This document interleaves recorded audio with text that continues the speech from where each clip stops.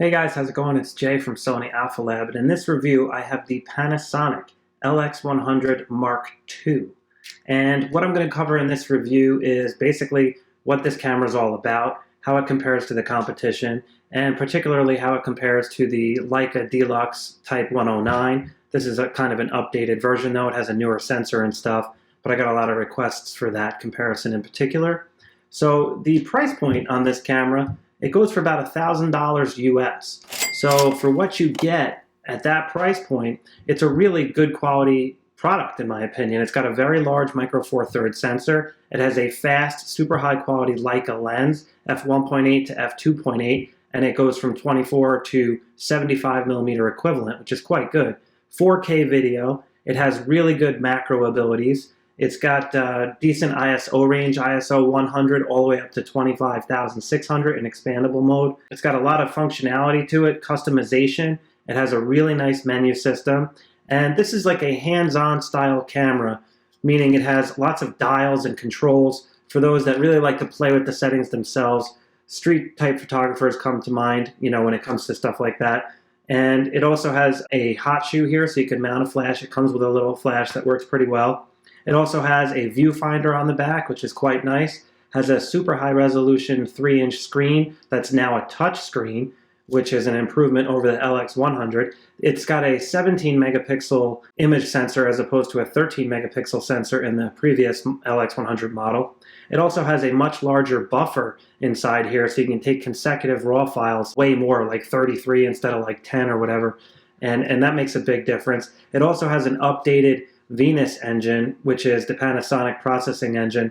So the image quality is a little bit better. The colors render a little bit more accurate, in my opinion, than the original LX100. Although, as far as the Leica is concerned, the Leica has its own image processing engine, and the colors are still a little bit better on the Leica camera, the d-lux, compared to this one. This camera also has built-in Wi-Fi and NFC, and you can now remote control the camera via the Panasonic Image app, and it works quite good. The app is pretty powerful. It allows you to zoom the camera in and out and change a variety of settings.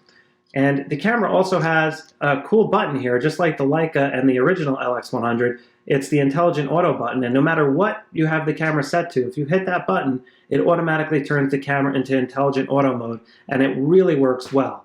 It has a updated autofocus system that works pretty darn good. Not as good as the Sony cameras, but it works pretty darn good, and it'll actually track your subjects and stuff. You select what you want on the screen, and then you could move the camera around and it'll track it when you have it in tracking mode. That's a quite powerful feature. As far as the video goes, it does not track subjects as well in video mode. It's also a little bit softer, the 4K footage. It doesn't have full pixel binding like technology, so it's a little bit softer looking, as far as I could tell anyway. And another thing about this camera is the screen is fixed. It does not articulate like the Sony RX100 Mark V-A, for example, which is basically the competitor to this. And the difference between the Sony and the LX100 in particular is size. The Sony is way smaller, it's way more compact, and it definitely has a way better autofocus system and significantly better video quality and features. But it's more of, not as many buttons, not as a hands-on type camera. It's more you set it how you want it and then you use it. This one is much more hands-on, and in my opinion, it is more fun to use this camera from a photography perspective. I really like the hands-on controls. Another new feature on the LX100 Mark II is the 4K burst mode feature, and that's programmed by default to this button right here. It's labeled FN1, so you can program that function button to whatever you want. It used to be the filter button on the older camera, and there's a couple different modes you can use in the 4K burst mode, and that's a very powerful feature. The grip is also slightly different on this camera than the LX100 original. It's very similar, but it's a little bit different, and it works quite well. It's much better than the Leica in that regard. The Leica has no grip at all, and it's way harder to hold the Leica compared to the LX100. The LX100 too can now be charged with the USB cord, so you can plug it in and charge the battery while it's inside the camera. And the camera does not come with a separate battery charger. It just comes with like a cable and a plug, so you have to charge it in the camera. You got to buy the separate, battery charger that you plug into the wall. You have to buy that separately. It's not included.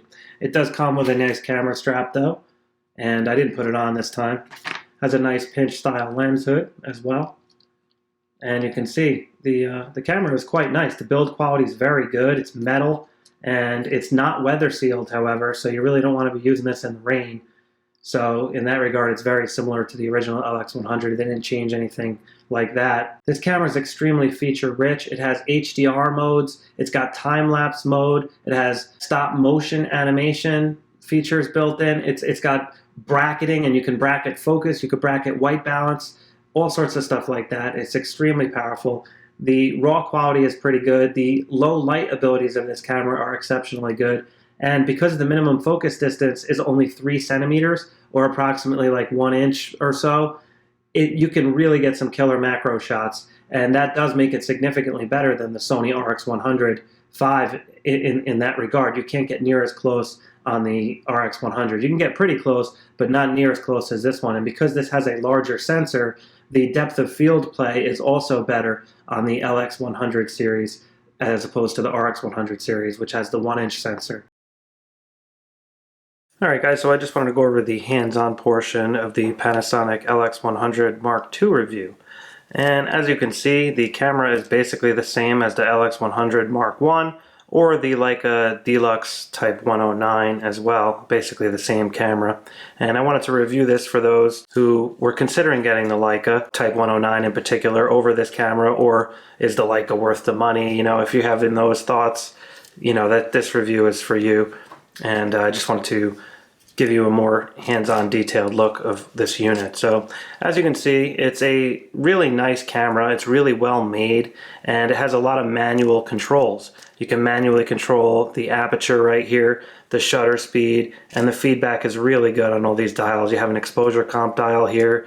You have a button here, which is the intelligent auto button. You can hit that at any time, no matter what mode you're in, and the camera will automatically go into intelligent auto mode, which is a fantastic feature in my opinion, especially if you have the camera set up for like longer shutters or whatever the case may be, and you want to get a quick portrait. You just go to intelligent auto, the camera will automatically analyze the scene, and boom, gets you that shot. Now you got the function 1 button here. It used to be the filter button on the LX100. Now it's a function button, so you can program it to whatever you want. By default, it's set to 4K burst mode, which is a new feature, and it's quite awesome, I gotta say. It basically takes a burst of 4K resolution images, and then you can scroll through and pick out of those images which ones you want to save. Now, just want to go over this camera body a little more. Up here on top, you have the aspect ratio dial, and you can change that depending on your needs. You can have 3:2, which is the standard. Then you have 16:9, which is a more wide view. 1:1, which is a square. And then you have 4:3, which uses most of the sensor. Now there's also a zoom ring here, so you can manually zoom. And if you turn the camera around, you have the lens cap here. Let me just take that off. And you can see here's the killer Leica. It's a f1.7 to f2.8 lens, and it's equivalent to 24 to 75 millimeter effectively. You can see here is the AF illuminator light. It's a 43 millimeter filter thread on the front here, so you can screw on filters in case you're wondering. Now moving on to the top again, we have the stereo mics. We have the flash hot shoe here, and the flash comes with it. It's in a little pouch. You just pop this little plastic thing off like so, and you can then fire the flash in there. Great for low light and help with freezing the action when you're taking portraits of kids in particular in low light situations. You want to put that flash on and you will get nice sharp shots. Now you got the on-off toggle here. You have the zoom in and out here, but as I mentioned, you can also zoom with this ring. Looking at the back, we have a 3-inch high-resolution touchscreen. They updated the resolution, so it's even higher than the previous generation. It's like over 1 million now, 1.2 million dots, something like that. It used to be 900,000, which was very good, but now it's even better. And when you look at the images, when you're taking the photos, they really do look that much better, and that is a nice upgrade, I gotta say. Now you have a bunch of buttons on the back. It's basically exactly the same as the previous model, but they did change the names of some of the buttons and stuff, and you can program a lot more of them for custom features that you prefer to use. This dial on the back is pretty much exactly the same as the Leica and the original LX100. It's a little bit cheesy feeling, but it does the job. Now on the side here, you have the HDMI port and you also have the USB port. Now this camera you can now USB charge. You could not do that on the original LX100, so that is an upgrade. And you can't charge the camera while using it though. The camera has to be off, just so you know.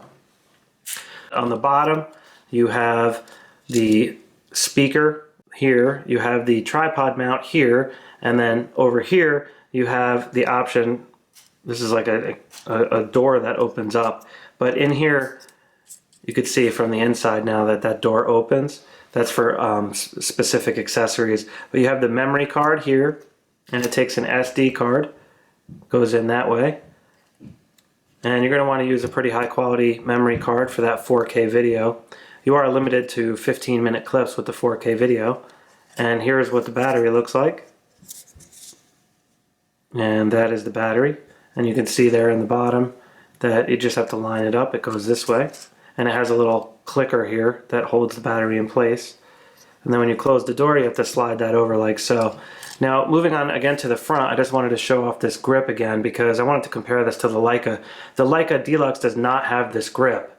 So the original LX100 had this grip, but it was a little bit different. They changed it just a bit, but basically it's pretty much the same. The camera also comes with a strap, but I didn't actually put it on because it's just a little bit easier to fit it in your pocket without the strap getting in the way and stuff. And I didn't really need the strap so much. I just put the camera in my pocket for the most part. It also has a high-resolution viewfinder. It's like 2 million something pixels, and it looks okay. Not as good as the Sony cameras, but you know, at the end of the day, it does the job. If you use it a lot, you might notice that it's not the greatest quality, but it has a sensor here, so when you put your eye up to it, it automatically switches to the viewfinder, which is a nice feature. So to turn this sucker on, you basically just toggle this switch and the camera turns on. The lens automatically opens up. And looking at the camera here, you have all sorts of features. Now, when you have I just want to go over the basic function of this camera. And how it works is, you might wonder, you know, how you change the modes. Like right now, it's in auto mode, which is P. Now, if you hit this button here, it'll switch to intelligent auto mode, and that's this button right here by default. All right, so it's in intelligent auto mode now, and you can actually change that. Intelligent auto plus. So it gives you a little extra adjustments, in case you were wondering. And you just hit this icon up here because it's a touch screen now. So the touch screen, you might notice, you hit a lot of times by accident, but it's not that big of a deal. If you press it, you're basically selecting the focus area, and it's kind of hard to see because the screen doesn't tilt, but you can cancel it by just hitting this button right here, and that'll cancel the touch operation if you automatically enabled it. But you just basically point and the camera will focus depending on what focus mode you're using. Now, when you turn the dial here, the camera automatically turns to aperture priority mode. So that's what it's in right now. And when you turn the shutter speed, like this, when you turn the shutter speed manually, the camera is now in manual mode. So if I put the aperture back to auto, it'll be in shutter priority mode. So if you have both the aperture and the shutter on manual settings, it'll be in manual mode. And again, you could always override it by just pressing this intelligent auto button here, and you'll see the camera automatically switches back to intelligent auto. So I really like the way that this camera is set up in that regard. It's really fun to use. You get your hands on the camera and you can manually change things. You really feel like you're taking control, and the focus is very snappy. It's really quick. The focus doesn't work as good in video mode, but in photo mode it works really good, I have to say. So let me just put that back to auto shutter, and I will leave it on aperture priority mode for now. Now, on a couple other things I wanted to show you, if you hit the menu button, that'll bring you into this insane menu system. It's very easy to navigate, and it's pretty easy to find what you're looking for, but it is quite in-depth. It's got a lot of features in here. So just scroll through here and you can check out all the different features and ask questions below if you have any questions on specific features. But this isn't a how-to use the camera type video, this is just a review. So I just wanted to give you a basic overview of the menu system. And it's got a My Menu area, which is really nice. You can program that with all the stuff you use most, and so forth. But there's also this FN2 button, which is the quick menu. If you go into the quick menu area, this is awesome. You can basically scroll through and get to the most important settings. And then if you need to go down, you want to change the setting, you can just go down to get into that area. You can see how the icon moves. So you just go down and now you're in the area to change the actual setting. This is where you select your RAW quality if you want RAW, and so forth. This is your video options here, so I have it set to 4K at 24p right now, 100 megabits per second. And then this is your basically photo style, and if you just go down you can change it. I particularly like the vivid mode. I left it there most of the time, but you have a lot of other modes here to choose from, so be sure to play with those and see what they do for you. And now I'm on the bottom section here. So now in order to get into the settings, you need to go up. So that's the difference between when you're on the bottom in the quick navigation versus the top. You have to go up or down to get into the actual area. Right now I have custom white balance set up. You can then continue to scroll over. Here's your different ISO values. You can go in there and change that to whatever ISO you want. You got intelligent ISO, auto ISO, or just fixed, which is what I'm currently using.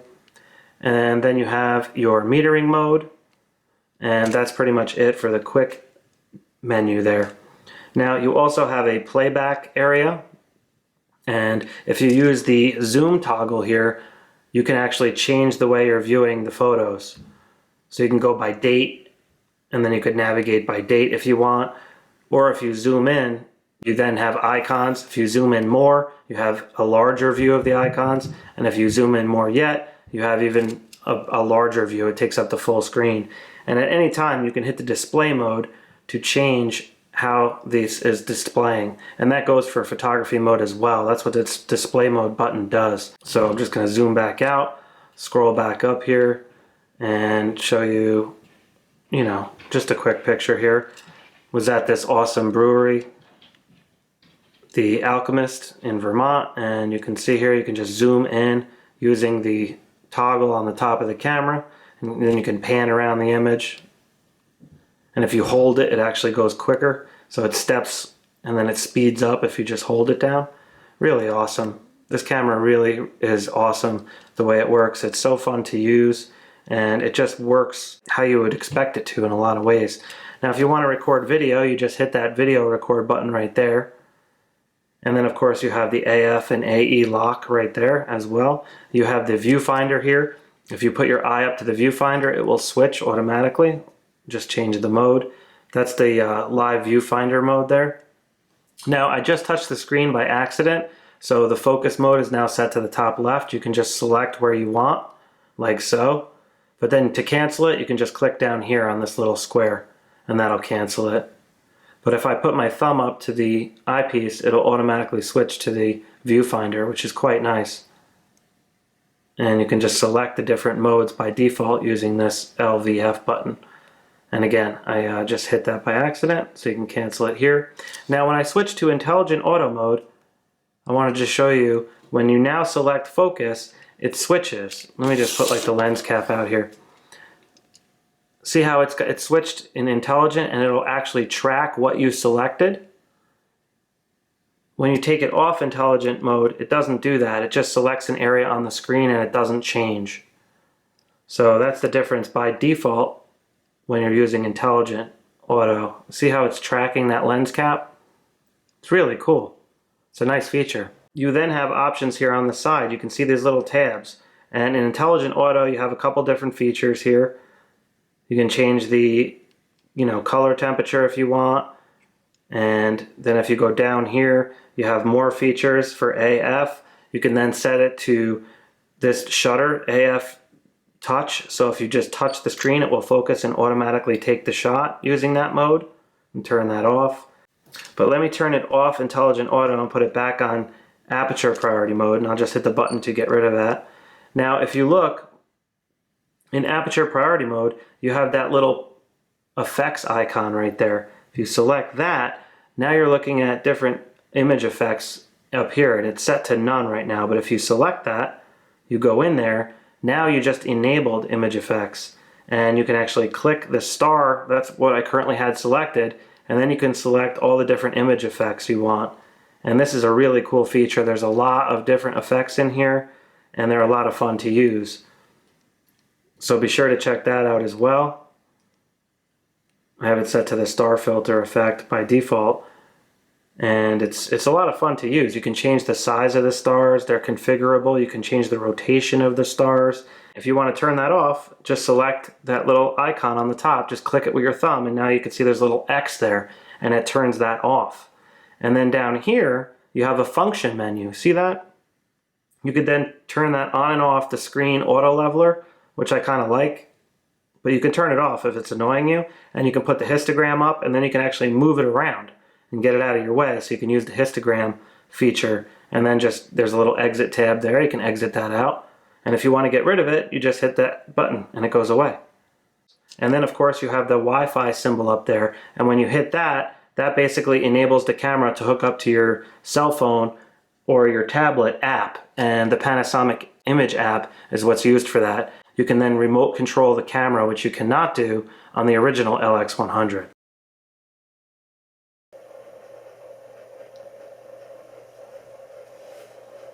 Where are you going, buddy? Cheetah's my name, and I'm a lizard. Cheetah's my name, and I'm a lizard. What's so funny, Jace? He's licking. Oh, that's what he was doing? Oh, I thought he was getting ready to bite me because he put his hand I'm hand holding the camera and holding this lizard, so I'm trying to be as smooth as possible. Alright, here's some sample footage using a gimbal. And I just wanted to show you I'm actually taking a time lapse with the GoPro right now. Right there. I have the Panasonic set to shutter priority mode at 1/60th of a second because I'm recording at 4K 24p. And you can see the footage is really smooth when using a gimbal like this.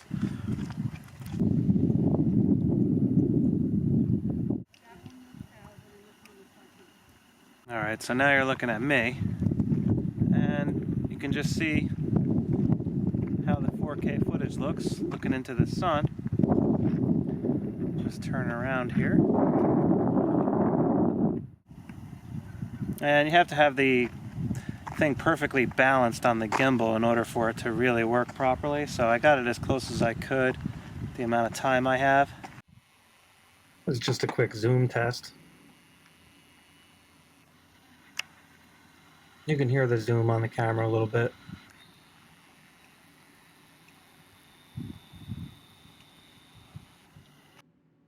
Now here in the studio, I was just recording a little bit of beer pouring going on. And in this environment, the camera worked really well. Video footage looks great in my opinion.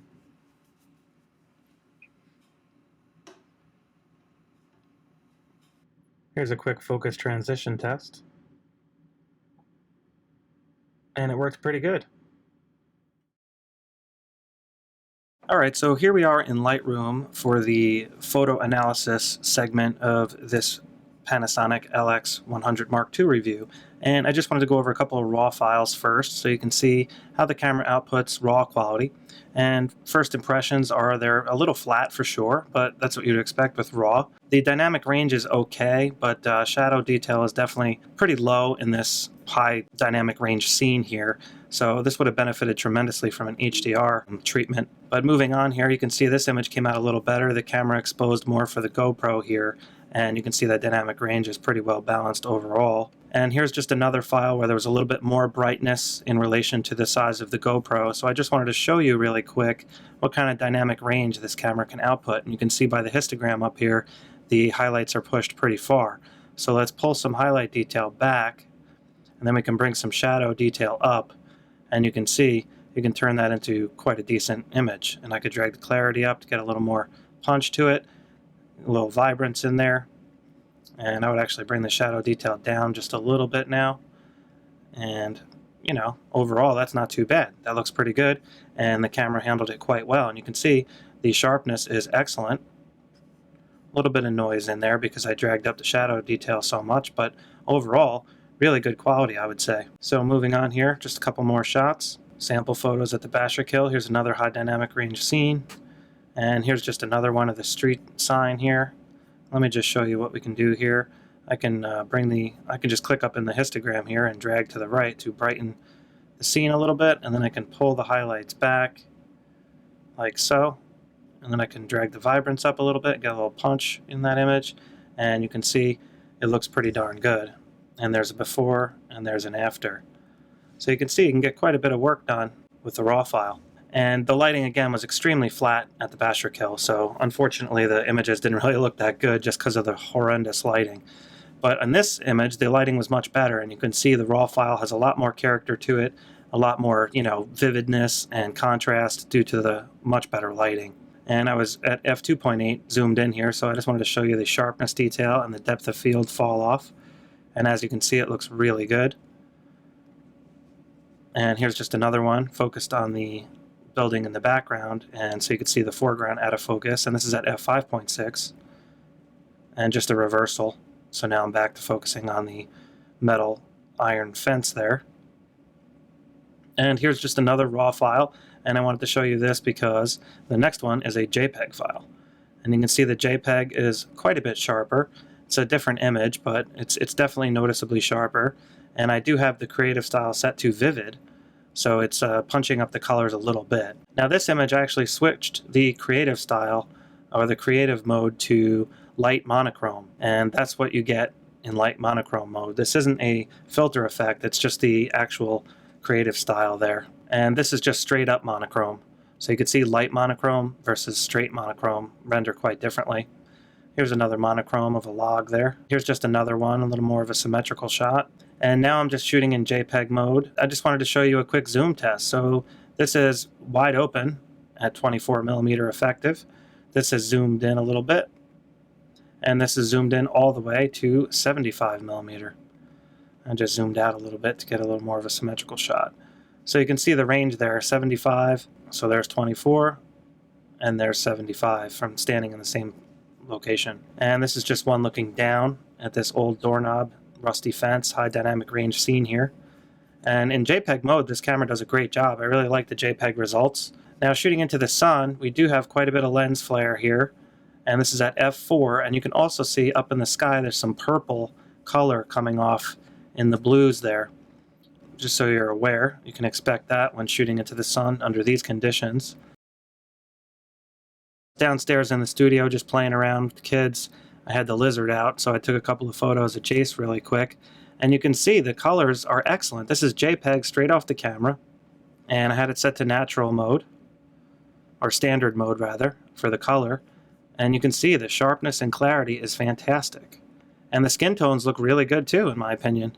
And you can see the background bokeh balls look great. It's just, camera does a really good job in this regard.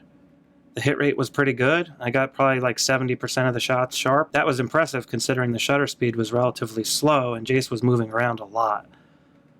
And the EXIF data, as always, is up here on the top left in case you're wondering, by the way. Now here's just Jace playing peekaboo, and you can see the lizard right in front of him. Now check this out. I'll zoom in, and let me move the hand. Now I could switch to the lizard. And you can see how the bokeh balls render, how it changes. Pretty interesting. Now here's one of Layla. I'll just zoom out here. She was playing with us. I just wanted to show you this example with the background blur and how those bokeh balls render, and you could see very, very nice they do. Now here I was just playing around with some filter modes. So this image was taken in high dynamic range mode, that filter. This one was the illustration effect. It's called impressive art mode. Then this one here was the silky monochrome, and this is the star filter effect, which was a lot of fun. This one was the soft focus effect, and this one was bleach bypass. These two photos were actually taken out of the car doing about 60 miles an hour, and you can see the detail is fantastic. The shutter speed was nice and quick, 1/16 of a hundredth of a second, so it didn't matter we were driving fast, the images still came out nice and sharp, and you can see those beautiful mountain ranges in the background. And I was very impressed with the image quality of this camera in JPEG mode. I cropped this one as a pano just so you can see what kind of images you can get, and this is high enough resolution where you can print this quite large. And here's just an interesting sculpture in this town here. I saw with fire hydrants, got a snapshot of that.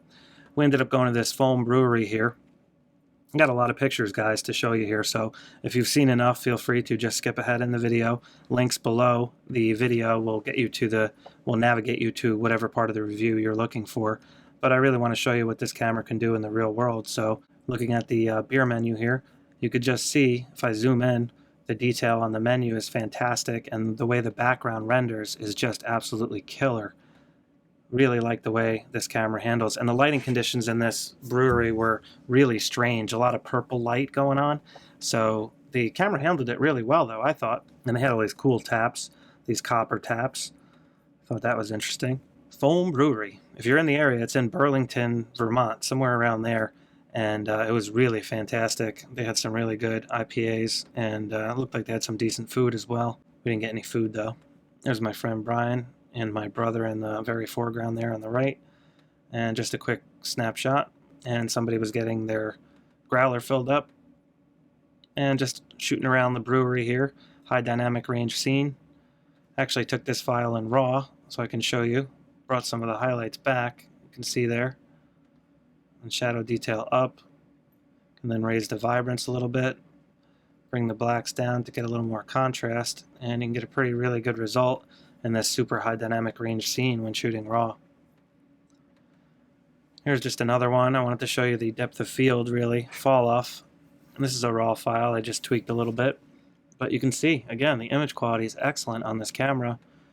Overall, I would say. Very comparable to the Leica d-lux in that regard, for those wondering. This is a much cheaper option, although this is the version 2, so it's not that much cheaper, but it's still quite a bit less. The LX100 original is a really good camera as well if you're looking to save some money. Not quite the same resolution as this one, but you know, it's 12 megapixel instead of 17. But otherwise, the image quality is excellent with this killer Leica lens and micro four thirds sensor. This was a stout that was delicious. And just macro mode, you could see just how close you can get and really get some killer results with this lens. It was actually a Baltic Porter called Power, Corruption, and Lies. Really was delicious. Tasted chocolatey, a little coffee flavor.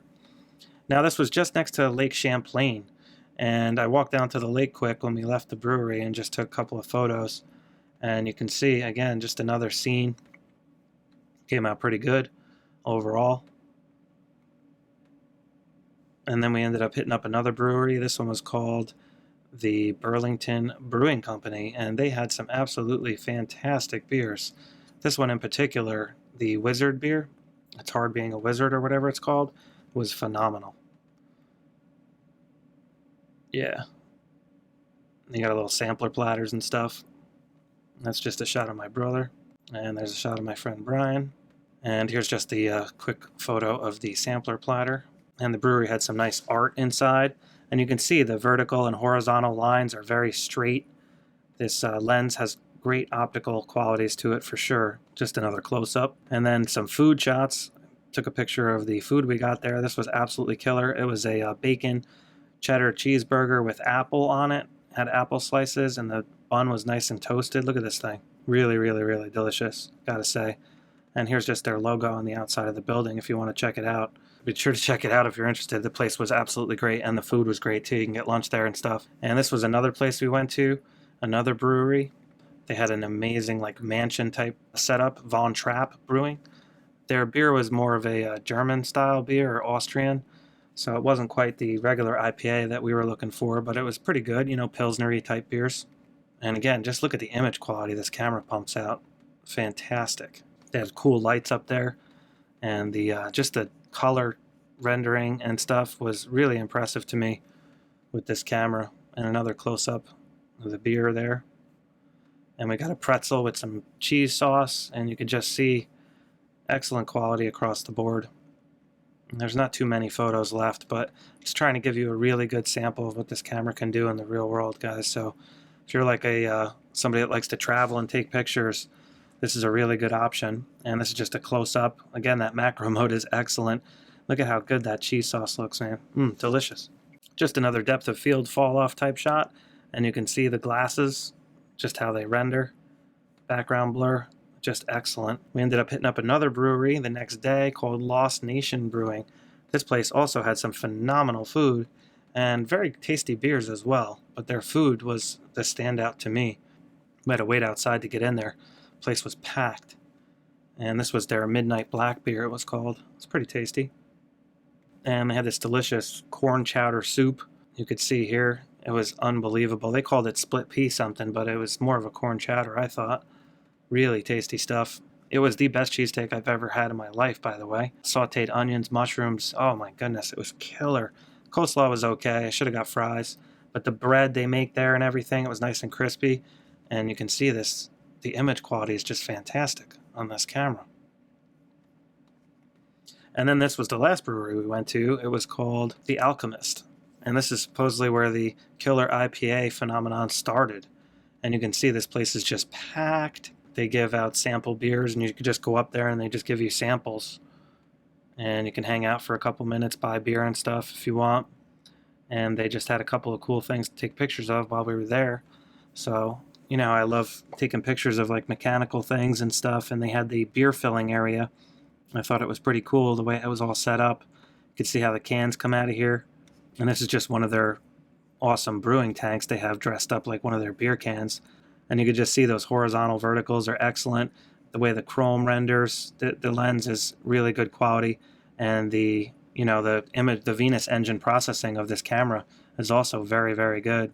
A couple more shots here just to wrap it up. And they got lots of merch they sell there too. People grabbing at it. Give me that hot sauce. Oh, they also had some pretty interesting planes upstairs there, hanging from the ceiling. They must have had a contest or something.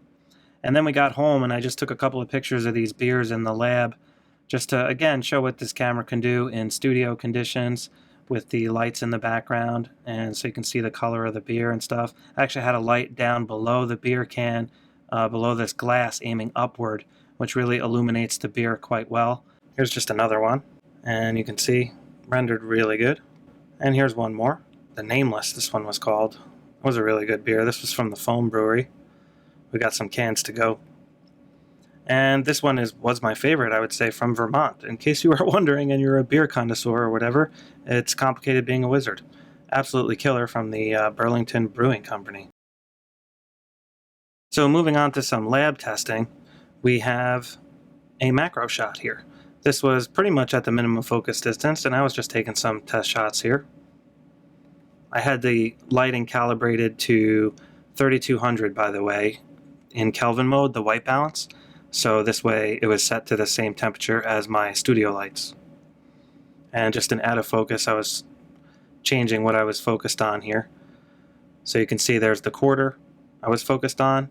There's the lab scene in the background. So you can see that depth of field change. And there's the screw, behind the quarter here. And you can just see the different renderings that you get. And I just changed it to this star filter mode here, just playing around so you can see that cool effect. I really like the way that looks. It's cool, especially on like a coin. Like, moving on here, this is just a depth of field test. So I shut one light off just to make the lights in the background a little darker so you could see the bokeh balls better. And this was at f1.7, wide open 24mm minimum focus distance, which is approximately 3 centimeters, about 1 inch. And here it stopped down to f2.8. So you can see 1.7 here, nice and buttery background. f2.8, you can see the detail is starting to come back. Bokeh balls render excellent though across the board. And this is f4. This is f5.6. This is f8, f11, and f16. So here I'm just looking at the lab scene so you can see what the quarter looks like over here on the right, completely out of focus, and then the background bokeh balls as well. And you can watch them change. This is at f2.8. So because I'm zoomed in much more, you can see how it renders when I change it to f4. You can see how that quarter detail starts to come back quite a bit. That's f5.6. Now here I switched to raw quality, and I just wanted to show you a high ISO testing run. So this is at f5.6. Let me just zoom in here. I can actually go 2:1, give you a little more detail. So 2:1, and I'll just put it like right about here, and we will go through the ISOs. So ISO 200, you can see is very, very clean. Looks great. ISO 400 also very, very clean. You can just see a little bit of noise starting to creep in there. ISO 800, you start to see a little bit of noise, but again, very, very clean overall. Still totally usable. ISO 1600, starting to see a little more noise. Still totally usable though. And 3200, definitely some noise there, starting to become pretty apparent. You could still get away with using this though, but it is noticeably noisy now. You can see it here on the chrome in particular, on the quarter and stuff. And then we have ISO 6400. Still read all the numbers and everything though. Still starting to get pretty noisy though. And then 12,800, the noise really starts to come in. So you can see the big difference from 6400, which is pretty much the max usable, you know, and you're still going to have to deal with some noise here. But once you get to 12,800, it's really pretty noisy. But, you know, it's better than getting no shot. And then 25,600 is pretty darn noisy as well. You could still read the numbers and stuff though, and watch how good it looks when I zoom out. So it's definitely noticeably flat, you know, because it's a raw file, but you could punch the contrast up a little bit and still get a decent image at the end of the day, even at 25,600. 6400 here looks pretty good. Zoomed out like this, not too bad at all.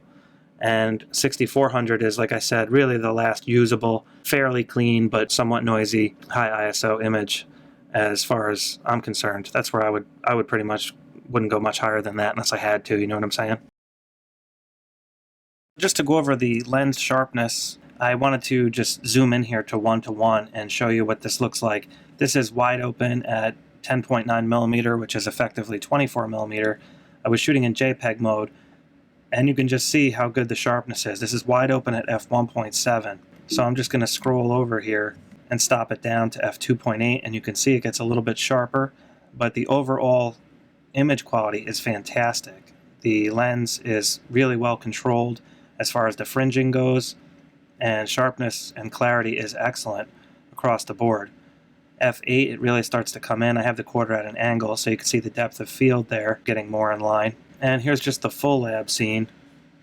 And if I zoom out, this is what it looks like. And you can see there's a little bit of distortion there, but not too much. And you can see the sharpness overall is very good. And now here we're looking at 34 millimeter, so this is effectively 75 millimeter. And if I zoom in, this is wide open at f2.8. You can see it looks really good, all the way in the corner even. There's a little bit of softness there in the corner, and you'll see that does sharpen up when you stop down to f4. Now the corner is very, very sharp. So there is a little bit of corner sharpness fall off there, but overall, not much at all. And then f5.6, it just tacks up that little bit more. So again, image quality is excellent across the board as far as sharpness, clarity, and color are concerned. And you can see here, wide open at f2.8, there is a little bit of fringing on the quarters and stuff, and that does seem to go away at f4. But overall, again, really, really well controlled, and not much at all to speak of as far as, you know, obvious lens flaws. Other than lens flaring, when shooting into the sun, there is a decent amount of lens flaring. All right, guys, so I just wanted to wrap this review up with a quick conclusion segment. And a couple of things that I don't like about this camera is the lens sticks out quite a bit when it's on. It takes a second to turn on. That's not really that big of a deal. But when you turn the camera off, it basically goes all the way back into where it was. So if you had it at a specific zoom, like if you were at 75 millimeter, when you turn it back on, it's not going to go to 75 millimeter. However, if you let it just time out and turn off, it will go back to 75 millimeter. But you know, you don't really want to necessarily put it in your pocket in that mode, because if it wakes up and the lens, you know, binds or something like that. The other thing, a couple people have asked about the weather sealing and dust situation. Apparently the LX100 suffered from getting dust on the sensor, and it was a problem. And because it's a sealed camera, that really shouldn't happen. But Panasonic didn't update anything as far as the chassis goes on this camera. So I would imagine this camera will also suffer from a little bit of dust getting in there over time. So you do want to be careful when it comes to, you know, having this in dusty environments. It's not a weather sealed camera like some of the higher end models. So definitely keep that in mind. This camera doesn't have any advanced video profiles. It basically just records, and you can change a couple of the settings as far as what you want the video to look like when you're recording, but it doesn't have like the flat S-Log profiles, for example. If you want to grade the video in post-processing, it's not really going to work out in that regard. You're pretty much just stuck with how it comes off the camera. You can manipulate it a little bit, but it's not like some of the Sony cameras or the higher end Panasonic cameras. It's not the most powerful video camera, although I was pretty happy with most of the 4K footage I took. It looks pretty darn good, and you know, as long as you're not using it as a video camera,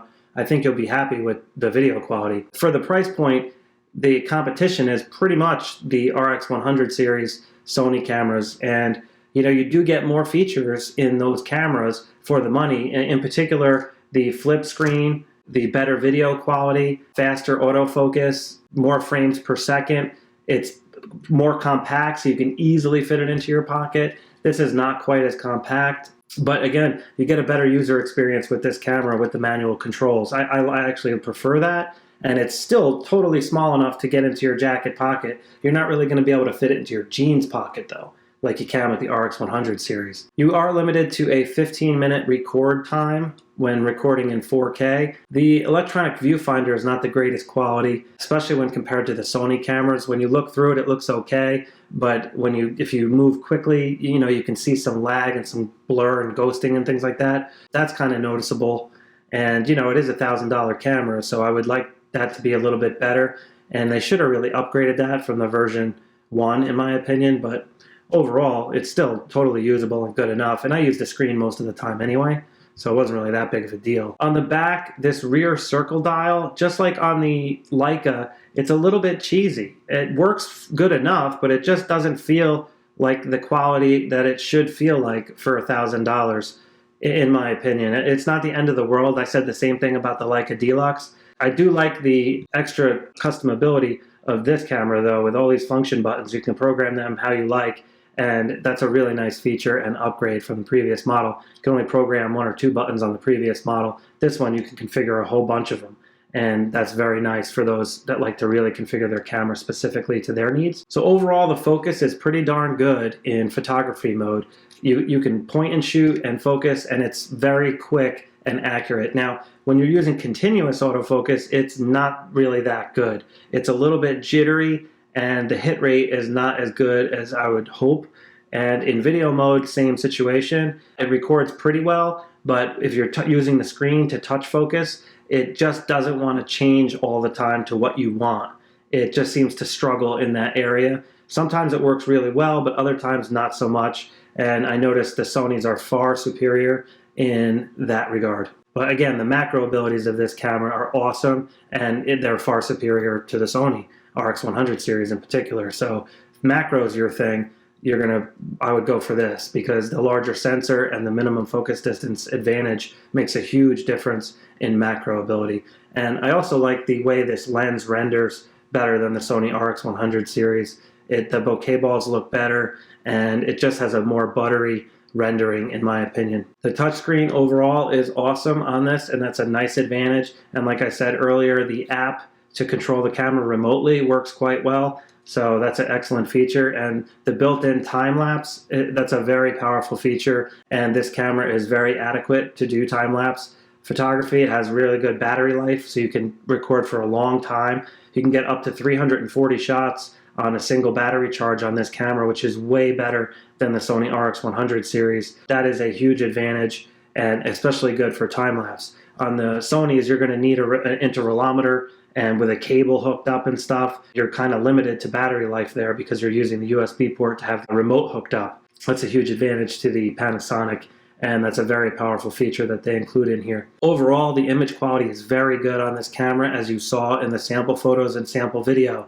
It's excellent, especially in low light. You saw in all the different sample photos how good this looks, so you can't really complain about the image quality on this camera. It's exceptionally good, and especially for the compact size, the Micro Four Thirds sensor is really good quality, and the updated Venus engine also gives you better low light ability, and the colors are rendering quite good. I still think the Leica d-lux has an edge in the color rendering department, especially skin tones and whatnot. But overall, The IQ is very good, and I highly recommend this camera. However, it's basically the same as the LX100, minus, the advantages that I talked about, the larger buffer, the higher megapixel, the better color renderings. It's got some more advanced features like the 4K burst mode and things like that, more function controls. Right now, the LX100 is on sale, but basically, if you're looking at the manufacturer retail price, it's about $200 less than this. But currently on sale, you could pick up an LX100 for like $600. This is going for $1,000. And at the end of the day, they're very, very similar. So depending on what you're looking for, the LX100 original might be a better value for your dollar. If you want the latest and greatest and you want the newer features that are on this camera, it does have updated Bluetooth. You can control it with the app. It has several significant advantages, but they might not be advantages that you're concerned with or that matter to you. So keep that in mind. Also, be sure to check out my other reviews if you're in the market for a camera. I got a lot of Sony reviews. I got the Leica d-lux on there, a lot of how-to videos. The Leica d-lux is very similar to this camera, so if you're looking like in more detail how to use the camera, be sure to check out that video. It's very lengthy, and I go over how to use the camera in a lot of detail, and this camera is basically the same exact thing. That's there for you as a resource if needed. All right, guys, I really hope you got what you're looking for in this review. Please have a great day. Be sure to subscribe. Please give the video a thumbs up if you liked it. Be sure to ask questions below the video. The links for the camera and accessories will also be below the video, so I appreciate you using those. I appreciate the support. I should be reviewing the Sony a6400 next, I'm thinking. I'm probably going to get that camera next at the time of this review, so if you're interested in that camera, which is a larger sensor mirrorless camera, stay tuned.